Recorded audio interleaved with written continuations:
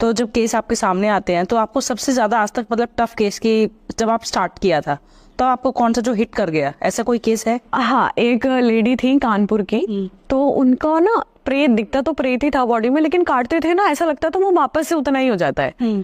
और बहुत टाइम हो गया चीजें, जब एक दिन ढंग से डीप चेकिंग के लिए हम लोग बैठे, डीप स्कैनिंग के लिए, तो पता चला उसके बॉडी से रिलेटेड उसके सूक्ष्म शरीर को पकड़ के इंद्रजाल में बना रखा है उसको। इंद्रजाल समझते हैं, षटकोण क्रिया होती है एक, उसमें आपके सूक्ष्म शरीर को एक किसी भी वस्तु में डाला जाता है, जैसे वुडू क्रिया होती है ना डॉल वाली, जैसे आटे की, बेसन की और कपड़े की। कपड़े में भी 3 प्रकार की होती है, व्हाइट, ब्लैक और रेड। रेड वाली तांत्रिकों के बंधन के लिए हम लोग यूज करते हैं, ब्लैक वाली क्रियाओं को समाप्त करने के लिए या फिर क्रिया करने के लिए इस्तेमाल की जाती है, और जो व्हाइट वाली होती है वो पूर्ण पक्के मारने के लिए होती है, सेम रेड वाली भी मारने के लिए होती है।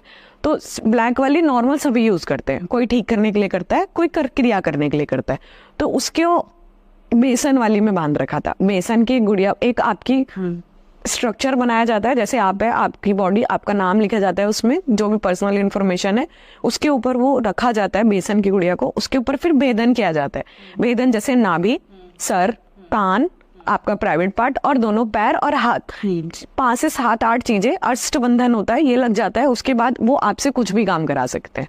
तो ये इस तरीके से काम करती है षटकोण क्रिया। ये इंद्रजाल उसके अंदर पूरी तरीके से फैला हुआ था, और जैसे जैसे हम निकाल रहे हैं ना, नई नई चीजें आ रही, तो वो बहुत वाव केस था।